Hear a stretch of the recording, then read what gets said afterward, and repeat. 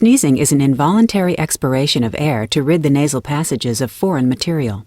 Particles that enter the nostrils and irritate nerve endings in the nasal mucosa trigger impulses that are transmitted via the fifth cranial nerve to the brain's sneezing center in the medulla.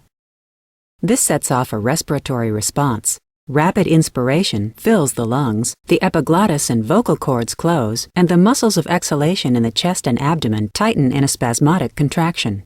These events create a buildup of pressure in the lungs. When a sufficiently high level of pressure is attained, the vocal cords relax, the epiglottis opens, and an expulsion of air rushes through the nose and mouth. The force of the sneeze propels the irritants out of the nasal cavity.